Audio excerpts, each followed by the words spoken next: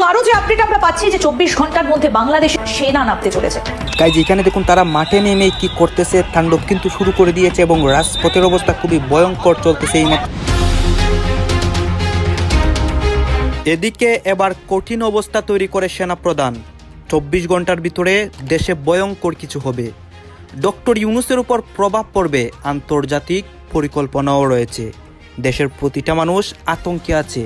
কি ঘটতে চলছে, সেনাবাহিনীতে কি ঘটছে এই মুহূর্তে, সেনা অভ্যন্তরে কি পাল্টা কূপ সংঘটিত হচ্ছে? জেনারেল ওয়াকারুজ্জামানকে সরিয়ে দিতে কুয়ের একটি পরিকল্পনা করা হচ্ছিল ওই শীর্ষ কর্মকর্তার মাধ্যমে। তারা কোন শক্তির চাপের কাছে মাথা নত করবেন না। এই মুহূর্তে বাংলাদেশে একটা সুষ্ঠু নির্বাচন দরকার, আর এতেই অনেকটা মাথা গরম হয়ে গেছে আমাদের এই সার্জিসদের। এখন প্রশ্ন হচ্ছে, জুলাই আগস্টের বিচারের দাবিতে আসলে সোচ্চার নাকি পেছনে অন্য কিছু?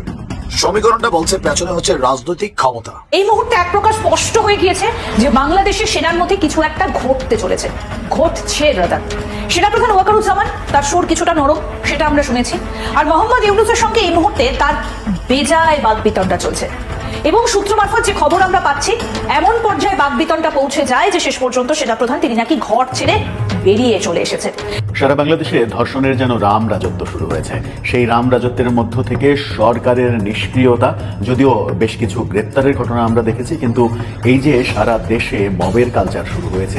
বাংলাদেশে যে হারে আপনার গণহত্যা, মব যাচ্ছে, এখন বিশেষভাবে আপনার ট্রেন্ডিং এ চলে আসছে ধর্ষণটা, এটা কিন্তু প্রতিনিয়ত ভাই যেভাবে চলতেছে কিংবা যেভাবে চলমান, তাই না? তো সব কিছু যদি আপনি বিবেচনা করেন তাহলে দাঁড়াবে হচ্ছে সেই আন্দোলনের তিনি একজন বড় নেতা। মিরপুর ক্যান্টনমেন্টের দখল এখন ওয়াকারুজ্জামানের হাতে এসে গেছে। গাইস, এতক্ষণ দেখলেন খবরের শিরোনাম, আর এখন দেখবেন বিস্তারিত। ইতিমধ্যে আজকের খবরের শিরোনাম দেখে কিন্তু আপনারা বুঝতেই পারছেন আজকের খবরটা কতটা গুরুত্বপূর্ণ ছিল। দয়া করে কেউ স্কিপ করবেন না। যদিও বর্তমান বাংলাদেশের রাজনীতির অবস্থা বিশাল ভয়াবহ, আপনারা ভিডিও স্কিপ করে দেখলে খবরের কিছুই বুঝতে পারবেন না। যাই হোক বন্ধুরা, আজকের ভিডিও নিয়ে আমরা পর্যালোচনা এবং তদন্ত করে বেশ কয়েকটি খুবই গুরুত্বপূর্ণ তথ্য এবং ভিডিও ফুটেজ পাই, যা আজকের ভিডিওতে সেগুলোই এক এক করে ধারাবাহিক তুলে ধরবো। যদিও আজকের ভিডিওটা কিছুটা লং হতে পারে, তবে আজকের ভিডিওতে জানতে পারবেন এমন কিছু অজানা গোপন তথ্য যা জানলে আপনিও ইতিমধ্যে অবাক হতে বাধ্য। সেই সাথে আরো জানতে পারবেন বর্তমান বাংলাদেশের রাজনীতির অবস্থা আসলে কোন দিকে যাচ্ছে। যাই হোক বন্ধুরা, চলুন ভিডিওতে আজকে আর বেশি কথা বাড়াবো না, সরাসরি আজকে আমরা চলে যাব মূল ভিডিওতে। সেনাবাহিনীতে একের পর এক কি ঘটছে এই প্রসঙ্গটি নিয়ে আমি শুরুতেই যদি বলি যে সেনাবাহিনীতে একের পর এক কি ঘটছে, আসলে কিছুই ঘটছে না, সব গুজব। এর আগেও আমি দুদিন আগেও এক ভিডিওতে বলেছি, কেউ কেউ বলছেন, কোনো গণমাধ্যম, এটি বাংলাদেশের না, বলছেন যে সেনাবাহিনীতে অভ্যুত্থান হয়েছে, সেনাবাহিনীর অফিসার অ্যারেস্ট হয়েছেন। আমি দুদিন আগেও ভিডিওতে বলেছি, আবার নতুন করে আলাপ করতে এলাম কেন? আলাপ করবার প্রয়োজন হলো, তাই নতুন করে আবার এলাম। কারণ এই মুহূর্তে বাংলাদেশের জন্য সেনাবাহিনী একটা টপ আলোচনার বিষয়। সেই জায়গা থেকে আবারও আলাপ করতে এলাম এই জন্য যে আমরা খেয়াল করলাম গতকাল পরশু এই দুদিনে এসব গুজব বা প্রপাগান্ডা বিভিন্ন সোশ্যাল মিডিয়া বা এই ধরনের গণমাধ্যমে প্রকাশের পাশাপাশি স্বনামধন্য গণমাধ্যমেও সেনাবাহিনীকে নিয়ে গুজব প্রকাশ হতে দেখছি আমরা, যার দরুন আলাপ করতে আবার এলাম। যেমন দ্য ইকোনমিক টাইমস কিংবা ইন্ডিয়া টুডে, ভারতীয় গণমাধ্যম, ভারতের অত্যন্ত প্রভাবশালী গণমাধ্যম এগুলো, এবং বহু বছরের পুরনো, প্রায় 6 দশকের বেশি সময় বা আরও বেশি, এত পুরনো গণমাধ্যম এবং বিশ্বস্ত গণমাধ্যম সংবাদ দিয়েছে। ওয়াশিংটন ভিত্তিক দ্য ভয়েস সংবাদ দিয়েছে বাংলাদেশের সেনাবাহিনীর মধ্যে অভ্যুত্থান ষড়যন্ত্র কিংবা সেনা কর্মকর্তা নজরদারিতে, এমন সংবাদের শিরোনাম দেখছি, যার কারণে এগুলো নিয়ে আলাপ করতে এসেছি। এছাড়া এই যে গণমাধ্যমগুলো যে সংবাদ করেছে, এই সংবাদগুলো যে ভিত্তিহীন তা শুধু আমার কথা নয়, আইএসপিআরও সাথে সাথে গত রাতে বিজ্ঞপ্তি দিয়ে জানিয়েছে যে এসব সংবাদের কোনো ভিত্তি নেই। এখন আমরা একটু দেখি যে আসলে কি সংবাদ করেছে, বিশেষ করে ইকোনমিক টাইমস যে সংবাদটি করেছে তার শিরোনামটা যদি আমরা সংক্ষেপে বলি যে বাংলাদেশ সেনাবাহিনীর অভ্যুত্থানের ষড়যন্ত্র ঘনীভূত হচ্ছে, পাকিস্তানপন্থী লেফটেন্যান্ট জেনারেল নজরদারিতে। ইকোনমিক টাইমসের শিরোনাম হচ্ছে এটি। এই শিরোনামের সংবাদটির সারমর্ম যদি আপনাদের একটু পড়ে শোনাই তাহলে আপনাদের কাছে আরো ক্লিয়ার হবে যে আসলে কি বলতে চাইছে তারা। সংবাদের সারমর্মে যেটা বলা হচ্ছে যে লেফটেন্যান্ট জেনারেল ফয়জুর রহমানের নেতৃত্বে বাংলাদেশ সেনাবাহিনীর একটি অংশ বর্তমান সেনাপ্রধান জেনারেল ওয়াকারুজ্জামানকে পরিবর্তন করতে চেষ্টা করছে। অভ্যুত্থানের প্রতি সমর্থন যাচাই করবার জন্য রহমান একটি সভা ডেকেছিলেন, কিন্তু তার উপস্থিতি সীমিত ছিল। সামরিক গোয়েন্দারা এখন তার উপর নজর রাখছে এবং রাজনৈতিক অস্থিতিশীলতা আরও খারাপ হতে পারে। এই ষড়যন্ত্রে বেশ কয়েকজন ঊর্ধ্বতন সেনা কর্মকর্তা জড়িত। ইকোনমিক টাইমস এমন একটি সংবাদ দিয়েছে, ইকোনমিক টাইমসকে সূত্র করে আরও বিভিন্ন গণমাধ্যম, ইন্ডিয়া টুডে কিংবা ওয়াশিংটনের ভয়েস এমন সংবাদ দিয়েছে। কিন্তু বাংলাদেশ সেনাবাহিনীর আন্তঃবাহিনী জনসংযোগ পরিদপ্তর বা সশস্ত্র বাহিনীর যে পিআর প্রতিষ্ঠান আইএসপিআর, তারা একটি বিজ্ঞপ্তি দিয়েছে গত রাতে। বিজ্ঞপ্তি দিয়ে তারা জানিয়েছে এই সংবাদগুলো ভিত্তিহীন। আইএসপিআর বলছে বাংলাদেশ সেনাবাহিনী সুসংগঠিত, ঐক্যবদ্ধ এবং সেনা প্রধানের নেতৃত্বে দায়িত্ব পালনে প্রতিশ্রুতিবদ্ধ। আইএসপিআর এর বিজ্ঞপ্তির শিরোনাম এটি। ভারতের গণমাধ্যমে বাংলাদেশ সেনাবাহিনী নিয়ে প্রকাশ করা সংবাদ মিথ্যা, পরিকল্পিত বলে দাবি করেছে আন্তঃবাহিনী জনসংযোগ পরিদপ্তর বা আইএসপিআর। মঙ্গলবার রাতে আইএসপিআর এর বিবৃতিতে বলা হয়েছে, ভারতীয় গণমাধ্যম দ্য ইকোনমিক টাইমস এবং ইন্ডিয়া টুডে সম্প্রতি সেনাবাহিনীতে অভ্যুত্থানের সম্ভাবনা এবং চেইন অফ কমান্ড ভাঙার মতো ভিত্তিহীন ও মন গড়া প্রতিবেদন প্রকাশ করেছে। উদ্বেগ প্রকাশ করে বিবৃতিতে বলা হয়, এই প্রতিবেদনগুলো সম্পূর্ণ মিথ্যা এবং সুস্পষ্টভাবে একটি পরিকল্পিত বিভ্রান্তিমূলক প্রচারণার অংশ, যা বাংলাদেশের স্থিতিশীলতা ও সশস্ত্র বাহিনীর ভাবমূর্তি ক্ষুণ্ণ করার উদ্দেশ্যে করা হচ্ছে। এতে বলা হয়, আমরা স্পষ্টভাবে জানিয়ে দিতে চাই যে বাংলাদেশ সেনাবাহিনী সুসংগঠিত, ঐক্যবদ্ধ এবং সেনা প্রধানের দক্ষ নেতৃত্বে সাংবিধানিক দায়িত্ব পালনে প্রতিশ্রুতিবদ্ধ। বিবৃতিতে উল্লেখ করা হয়, ভারতের দ্য ইকোনমিক টাইমস একাধিকবার এ ধরনের ভুয়া খবর প্রকাশ করেছে। বারবার এ ধরনের অসত্য তথ্য প্রচার তাদের উদ্দেশ্য ও বিশ্বাসযোগ্যতা নিয়ে প্রশ্ন তোলে। এছাড়া কিছু অনলাইন পোর্টাল ও বিতর্কিত টেলিভিশন চ্যানেলও এই মিথ্যাচার প্রচারে যুক্ত হয়েছে, যা সেনাবাহিনী ও জনগণের মধ্যে বিভ্রান্ত সৃষ্টির অপপ্রয়াস ছাড়া কিছুই নয় বলে মনে করে বাংলাদেশ সেনাবাহিনী। বিবৃতিতে ভারতীয় গণমাধ্যমকে ভিত্তিহীন খবর প্রকাশ থেকে বিরত থাকার অনুরোধ জানিয়েছে সেনাবাহিনী। একই সাথে এসব গণমাধ্যম সেনাবাহিনী সম্পর্কিত প্রতিবেদন প্রকাশের আগে আইএসপিআর এর সাথে যোগাযোগ করে যথাযথ মন্তব্য ও তথ্য প্রকাশেরও অনুরোধ জানানো হয়। আমি যেটি বলছিলাম যে এই যে বিভিন্ন ইউটিউব, স্যাটেলাইট টেলিভিশন চ্যানেল, ভারতীয় গণমাধ্যম গত কয়েকদিন ধরে নানা রকম বিভ্রান্তি ছড়াচ্ছে, এমনকি গ্রেপ্তার পর্যন্ত হয়েছে, অভ্যুত্থান হয়েছে এমনটা বলছে। সেই ধারাবাহিকতায় ভারতীয় প্রভাবশালী গণমাধ্যম এমন সংবাদ দিচ্ছে। সেই সংবাদেরই প্রতিবাদ জানিয়েছে আইএসপিআর। আসলে আমাদের সেনাবাহিনী নিয়ে ষড়যন্ত্র হচ্ছে। আমি বারবারই বলি, আমাদের সব প্রতিষ্ঠান, সরকারি যত প্রতিষ্ঠান আছে ধ্বংস করে দেওয়া হয়েছে। সরকারি যে আইন শৃঙ্খলা বাহিনী আছে সব বাহিনীকে ধ্বংস করে দেওয়া হয়েছে এই 7 মাসে।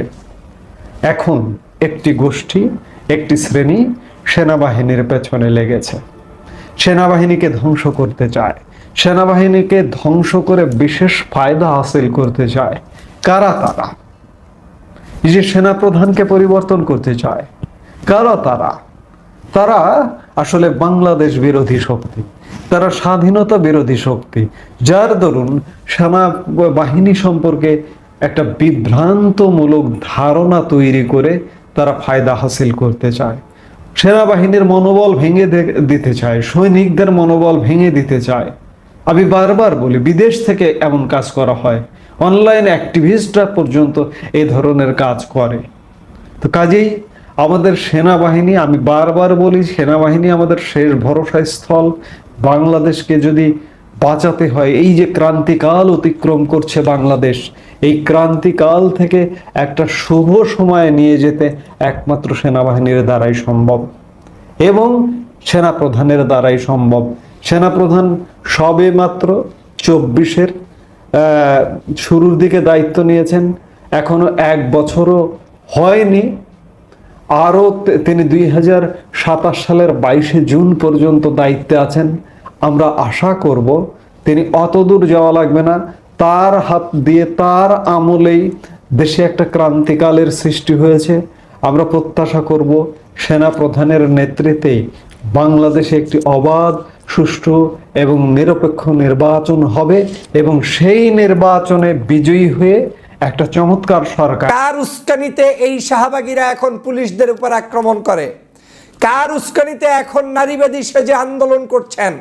কার উস্কানিতে নতুন করে একজন ধর্ষণের বিচার চাইতে গিয়ে আপনি সরকার পতনের ষড়যন্ত্র শুরু করেছেন? সেটা জাতিকে জানতে হবে। শাহবাগের একটাও, যারা 13 সালের শাহবাগী আন্দোলন করেছে, একটিও বাংলাদেশের দেশপ্রেমিক নাগরিক নয়। এরা সবগুলো ধর্ষকের মধ্যে পড়ে। এরা আওয়ামী লীগের প্রেতাত্মা, এরা ষড়যন্ত্রবাজ, এরা হচ্ছে ধর্ষণ নিজেরা করে, ধর্ষণ করার জন্য মানুষদেরকে উদ্বুদ্ধ করে। তারা বাংলার মানুষের মধ্যে ধর্ষণ এটা চলমান রাখে, কিন্তু তারা তাদের প্রয়োজনে ধর্ষণের বিরুদ্ধে আবার মিছিল করে কখন, যখন আপনাকে বিপদে ফেলতে হবে। ধর্ষণকে ছুতা হিসাবে ব্যবহার করে শাহবাগীরা আবার সোচ্চার হচ্ছে বিভিন্ন জায়গায় এবং দেশে অস্থিতিশীল পরিস্থিতি তৈরি করার চেষ্টা চালিয়ে যাচ্ছে।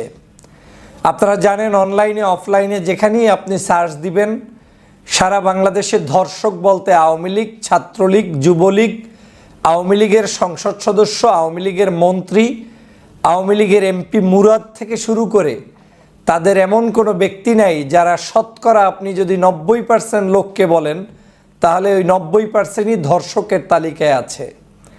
বাংলাদেশের আওয়ামী লীগের আমলে বিভিন্ন বিশ্ববিদ্যালয়, কলেজ, ইউনিভার্সিটিগুলোতে সারাক্ষণই ছাত্র জনতার বিভিন্ন ধরনের আন্দোলন থাকতো। তার অন্যতম একটি থাকতো যে ধর্ষকদের বিরুদ্ধে। আমরা কিন্তু সেই সেঞ্চুরি করা মানিকের গল্প শুনেছি, যে ছাত্রলীগের মানিক 100 জনকে ধর্ষণ করেছিল। আমরা কিন্তু শুনেছি জাহাঙ্গীরনগর বিশ্ববিদ্যালয় সহ বিভিন্ন বিশ্ববিদ্যালয়ে স্বামীর সামনে স্ত্রীকে ধর্ষণ করা হয়েছে জঙ্গলে নিয়ে এবং স্বামীকে গাছের সাথে বেঁধে রাখা হয়েছে। আমরা কিন্তু শুধু মানুষ ধর্ষণ শুনি নাই, আওয়ামী লীগ, ছাত্রলীগ এমনকি পশু পাখি পর্যন্ত ধর্ষণ করেছে। গরু, ছাগল কোনো কিছুই রক্ষা পায়নি ছাত্রলীগের কাছ থেকে। কিন্তু আমরা শাহবাগীদেরকে সেই সময় কোনো প্রতিবাদ করতে দেখি নাই। ধর্ষণ বাংলাদেশের এক ধরনের, এই যে ধর্ষণ করা হচ্ছে, এটা একটা ব্যাধিতে রূপান্তরিত হয়েছে। এটা একটা সামাজিক ব্যাধি, যেটা গত 16 বছরে তৈরি হয়েছে।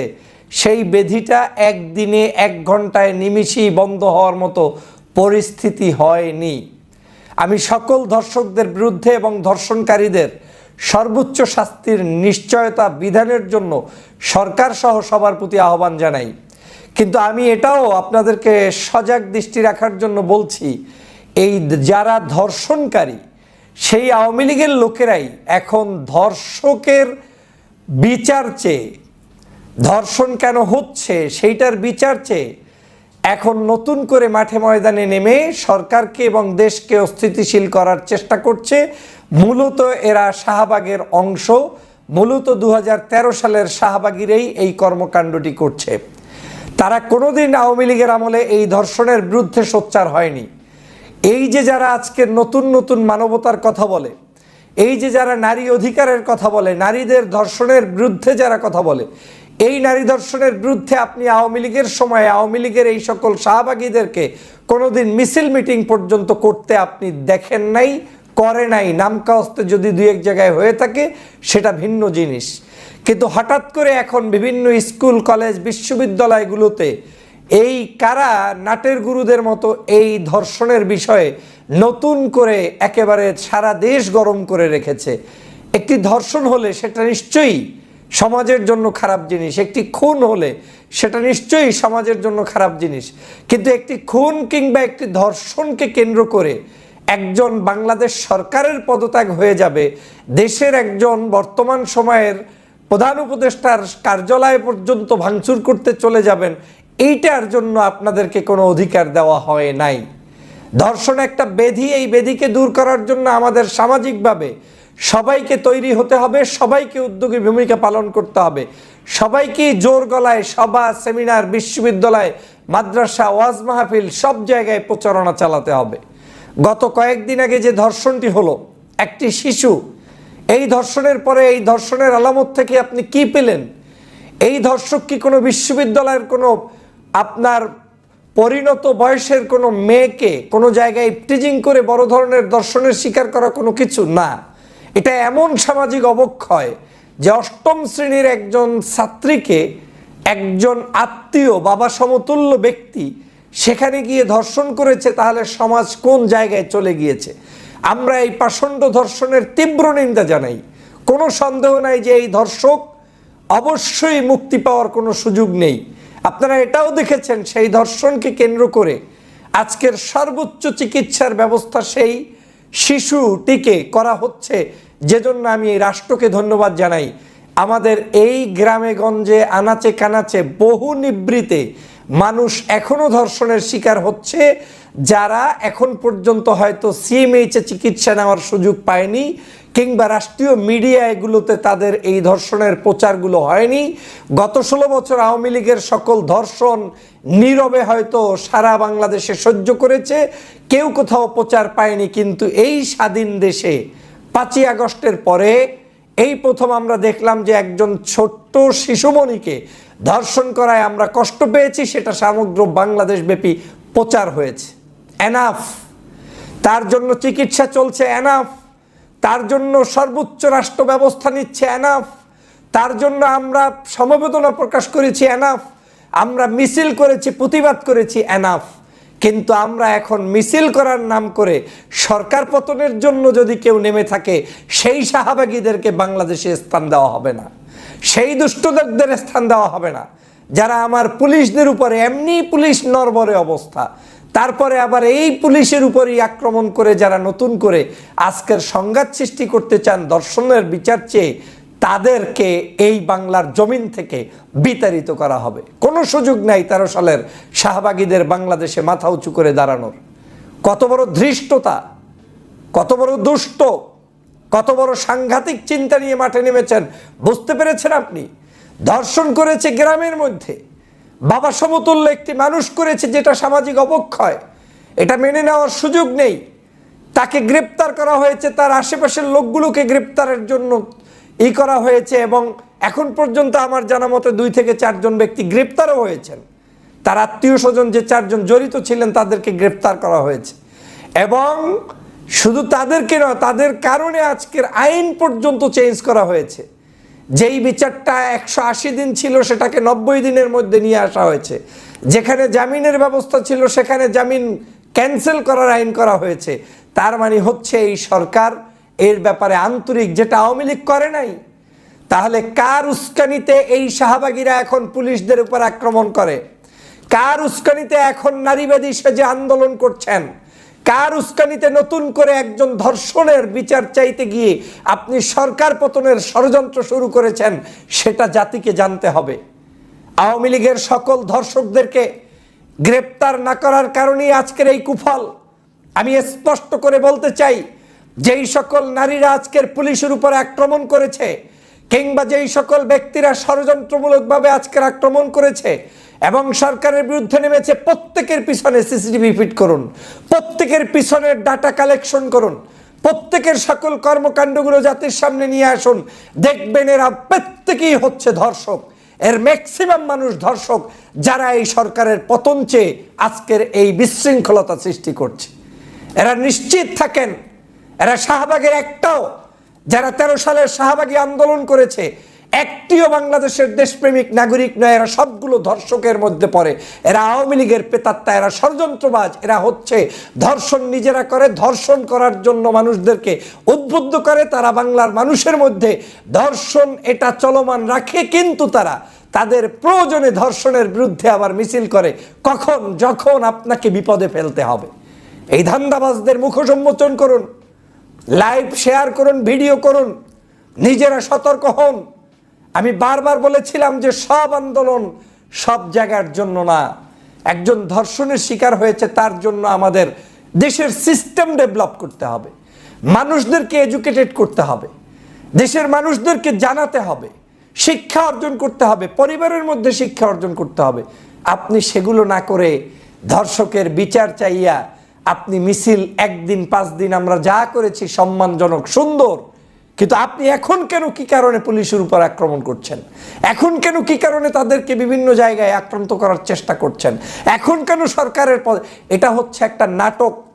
আমি আপনাদেরকে স্পষ্ট করে বলতে চাই, আওয়ামী লীগ ফাঁদ পেতেছিল তাবলিগ জামাতের দিয়ে কার্যক্রম করাবে, 4 জন মানুষ নিহত হয়েছিল, সেখান থেকে সফল হয় নাই। আওয়ামী লীগ কার্যক্রম করেছিল আনসার দিয়ে বিপদ ঘটাবে, সেখান থেকে সফল হয় নাই। আওয়ামী লীগ কার্যক্রম করেছিল বিভিন্ন দাবি দেওয়া তুলে 170টার মতো মনে হয় এই সরকারের আমলে বিভিন্ন আন্দোলন হয়েছে, সেখানেও সফল হয় নাই। আওয়ামী লীগ শাহবাগ তৈরি করে আবার 0 পয়েন্টে মানুষ আনতে চেয়েছে, মানুষদেরকে, সেখানেও সফল হয় নাই। আওয়ামী লীগ ট্রাম্পকে ব্যবহার করে তারপরে বাংলাদেশে ষড়যন্ত্র করতে চেয়েছে, তাও সফল হয় নাই। এখন আওয়ামী লীগ বাংলাদেশে অস্থিতিশীল পরিস্থিতি তৈরি করাবে কয়েকটা ইস্যুর মাধ্যমে। এই ধর্ষণ, এই ধরনের ছোটখাটো কার্যক্রম যেটা আপনার রাষ্ট্রের নয়, বরং জনতার মাধ্যমে সংগঠিত একটি মহাবিপদ, মহামারী, যেটা আমাদের সতর্কতাও যেমন জরুরি, সরকারেরও সহযোগিতা জরুরি। সেই সকল কাজগুলোতে সুযোগ সন্ধানীরা, আওয়ামী লীগের লোকেরা রাষ্ট্রকে বিপদগ্রস্ত করার জন্য মাঠে নামবে। তারা এই মাঠে নামবে এখন বিভিন্ন ধরনের ছোট ছোট আয়োজন করে, নায়ক নায়িকাদেরকে ইনফ্লুয়েন্স দিয়ে, বিভিন্ন কন্টেন্ট ক্রিয়েটরদেরকে ইনফ্লুয়েন্স দিয়ে, তারপরে তাদেরকে দিয়ে বলবে তোমরা কেমন আছো, তোমরা তো নেই, তোমরা তো এখন আর বেলাল্লাপানা করতে পারো না, তোমরা তো এটা পারো না, সেটা পারো না। অথচ আওয়ামী লীগের 16 বছরের ইতিহাস খুঁজে দেখুন, এদেশের কোনো মানুষ স্বস্তিতে কিছুই করতে পারে নাই। কি গায়ক, কি নায়ক, কি সাহিত্যিক, কি আলেম, কি পীর মাশায়েখ, কি রাজনৈতিক দলের লোক, কারো কোনো শান্তি ছিল না। কিন্তু এখন এই শান্তির শহরে অশান্তি তৈরি করতে যেই আওয়ামী লীগ এসেছে, সেই আওয়ামী লীগকে প্রতিহত না করলে আপনাদেরকে কিন্তু তারা বিপদের মধ্যে রাখবে। তাল দিবেন না, যে কোনো কর্মকাণ্ড ঘটলেই মিছিল করতে হবে, মিটিং করতে হবে, এমনটার প্রয়োজন নেই। প্রয়োজন বিচারের, প্রয়োজন তদন্তের, প্রয়োজন শিক্ষিত মানুষ তৈরির। সব জায়গায় সব কিছুতে আপনারা নাচানাচি করার সুযোগ নেই। নাচবেন, ওই নাচার সুযোগ নিয়ে তারা প্রত্যেককে ডান্ডার বাড়ি দিয়ে একদম ঘরে তুলে দিন। এই সব শাহবাগীদেরকে বাংলাদেশের প্রত্যেকটি প্রান্তে আটকিয়ে ফেলুন, না হয় শেখ হাসিনার দেশে আসার যে প্রস্তুতি, এগুলো কিন্তু দ্রুত সময় কিন্তু এগোচ্ছে। বিশেষ করে আপনারা জানেন যে প্রধানমন্ত্রী শেখ হাসিনা আপনার তেজগাঁও বিমানবন্দরে নামার একটি আপনার পরিবেশ তৈরি হচ্ছে, বা উনি বাংলাদেশে আসবেন, ওনার নিরাপত্তাকেই কিন্তু এখন সর্বোচ্চ দিয়ে দেখা হচ্ছে। হয়তো অনেকে আমাকে বলবেন যে উনি কিভাবে বাংলাদেশের প্রধানমন্ত্রী, তাহলে আমি আপনাদেরকে বলবো এই ভিডিওটি দেখার জন্য। আপনারা জানেন 5 আগস্ট যখন সেনাপ্রধান বলে যে আমি বক্তব্য দিব জাতির উদ্দেশ্যে, তখন কিন্তু একটি গুজব ওঠানো হয়েছে যে শেখ হাসিনা ভারতে পালিয়ে গেছে বা পদত্যাগ করেছে। কিন্তু আসলে বিস্তারিত তথ্য আমরা পরে যা জানতে পারলাম যে শেখ হাসিনা রাষ্ট্রপতির কাছেও পদত্যাগ করেনি, বা আনুষ্ঠানিকভাবেও কিন্তু পদত্যাগ করেনি। উনি ওনার নিরাপত্তার জন্য ভারতে চলে গেছে বা দেখতেছে যে এখানে ওনার একটি প্রাণনাশের একটি আশঙ্কা রয়েছে, এর জন্যই কিন্তু উনি ভারতে চলে যান।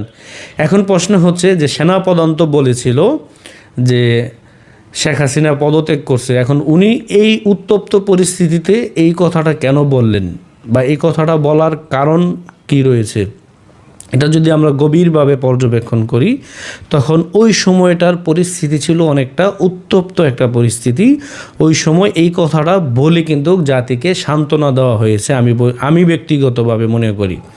কিন্তু শেখ হাসিনা প্রকৃত অর্থে উনি কিন্তু পদত্যাগ করেনি। ইতিমধ্যে আমরা দেখতে পাচ্ছি যে বাংলাদেশে সেনাবাহিনীতে নাকি আপনার 3টি গ্রুপ বলে ইতিমধ্যে হয়ে গেছে। তার মানে ওই সময় একটা হজবরল একটা পরিস্থিতি কিন্তু বাংলাদেশে তৈরি হয়ে গিয়েছিল, যেগুলো দিয়ে মানুষকে শুধু থামানো হয়েছে।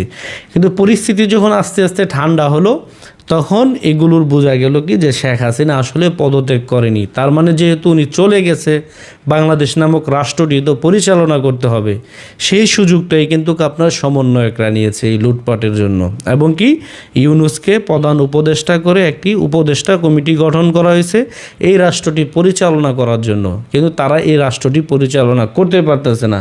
আর ওই দিক দিয়ে শেখ হাসিনার কিন্তু পদত্যাগপত্রও নাই। তার মানে শেখ হাসিনা এখনও বাংলাদেশের বৈধ প্রধানমন্ত্রী, কারণ কাগজ ব্যতীত আপনাকে কেউ অবৈধ প্রমাণ করতে পারবে না। আর শেখ হাসিনা সরকারের বিরুদ্ধে যে আপনার ষড়যন্ত্র হয়েছে, এগুলো কিন্তু ইতিমধ্যে বিশ্বের বিভিন্ন দেশ থেকে কিন্তু তথ্য আসতেছে। আর দেশের বর্তমান পরিস্থিতি যদি আপনি বিবেচনা করেন, সাধারণ জনগণ কিন্তু এখন এটাই বলতেছে যে শেখ হাসিনা এসেই ক্ষমতা নেক এবং কি এই রাষ্ট্র উনিই চালাক, কারণ উনার সময় কিন্তু আমরা ভালো ছিলাম, দেশের জনগণ নিরাপদে ছিল। তার মানে দেখতে পাচ্ছেন যে এখানে বাংলাদেশের প্রায় আপনি ধরতে পারেন যে এখন প্রায় 70% মানুষ চাচ্ছে যে শেখ হাসিনা এসে ক্ষমতা নেক এবং কি এই রাষ্ট্রটি পরিচালনা করুক। এখন আপনি 30% মানুষ যদি বিপক্ষে থাকে তাহলে কিন্তু কিছুই হবে না। আপনাকে 70% মানুষের কথাই কিন্তু বিবেচনায় রাখতে হবে। আপনি গিয়ে দেখেন অনেকে কিন্তু আপনার মনে মনে দোয়া করতেছে যে শেখ হাসিনা যদি আসতো তাহলে তো বাংলাদেশ সুন্দরভাবে পরিচালনা করা যেত।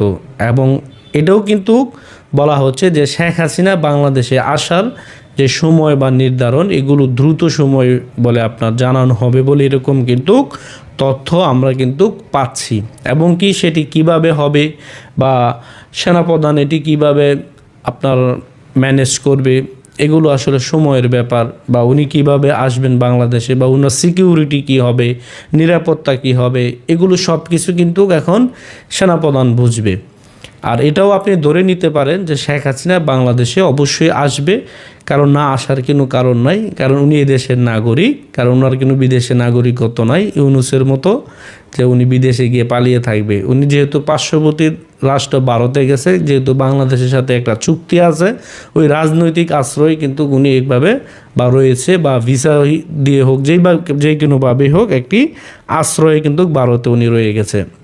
কিন্তু এটি আপনি ধরতে পারেন যে উনি বাংলাদেশে অবশ্যই আসবে, এবং কি উনি যেহেতু পদত্যাগ করেনি, অবশ্যই উনি বাংলাদেশে এসে দায়িত্বভার গ্রহণ করবে। আর নির্বাচনের যে ইস্যু বা বিষয়টা, এটা তো আপনারা দেখতেই পারতেছেন, বাংলাদেশে নির্বাচন হওয়ার এরকম কোনো পরিস্থিতি এখন আপাতত তৈরি হয়নি, বা এটি বলাও যাবে না যে বাংলাদেশে কিন্তু নির্বাচন মানে ইদানিং কিন্তু নির্বাচন হবে 1-2 বছরের ভিতরে। তার মানে এখন যারা সমন্বয়ক পরিচয় দিয়ে যারা চলতেছে, তারা এখন আপনার যেমনে পারবো সেইভাবেই কিন্তু তারা অর্থ ইনকাম করে। ইতিমধ্যে এরকম তথ্য পাওয়া যাচ্ছে যে ইউরোপের বিভিন্ন দেশে প্রায় 43,000-এর মতন বাংলাদেশি আপনার রাজনৈতিক আশ্রয় চেয়েছে। কিন্তু এগুলো কারা? এটা হচ্ছে একটি প্রশ্ন যে এই লোকগুলো কারা, বা কারাই এই দেশগুলোতে আপনার রাজনৈতিক আশ্রয় চাচ্ছে। ইতিমধ্যে অনেকে পদত্যাগ করতেছে, কিন্তু কারণ বলতেছে না।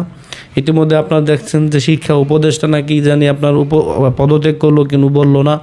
তার মানে এগুলো আপনার পরিস্থিতি কিন্তু আপনাকে বুঝতে হবে যে কোথায় গিয়ে দাঁড়াচ্ছে। আর শেখ হাসিনা যে এখনও বাংলাদেশের বৈধ প্রধানমন্ত্রী, এটি আসলে বলার কোনো অপেক্ষা রাখে না।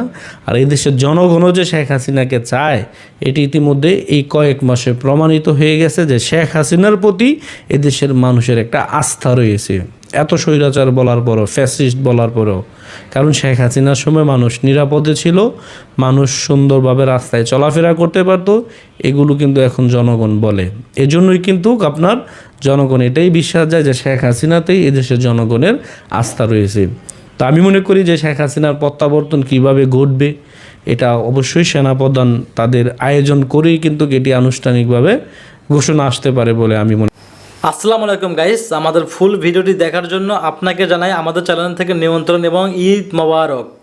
সেই সাথে রমজান মোবারক তো থাকতেছে আপনাদের। তো বন্ধুরা, আমাদের ফুল ভিডিওটি দেখে আপনাদের কাছে কেমন লাগলো অবশ্যই কিন্তু কমেন্ট বক্সে কমেন্ট করতে ভুলবেন না, কারণ আমাদের কমেন্ট বক্স আপনাদের জন্য আজীবন খোলা রাখছি আমরা। এমন নিত্য নতুন আপডেট খবর সবার আগে পেতে চাইলে এখনই আমাদের এই পিচ্চি সাকিব ইউটিউব চ্যানেলটি সাবস্ক্রাইব করতে হবে। তো বন্ধুরা, আজকের ভিডিওটি নিয়ে যদি আপনাদের মনের মাঝে কারো কোনো প্রশ্ন থেকে থাকে সেটা অবশ্যই কমেন্ট বক্সে কমেন্ট করবেন। আমরা পরবর্তী ভিডিওর মাধ্যমে ইনশাল্লাহ কমেন্টে রিপ্লাই দেওয়ার চেষ্টা করব। তো বন্ধুরা, ভিডিওতে আমাদের কোনো নিজস্ব কথা বলা হয় না, যা কিছু দেখেন যা কিছু শোনেন সব কিছু কিন্তু আমরা সোশ্যাল মিডিয়া থেকে কালেক্ট করেই দেওয়া হয়। ধন্যবাদ।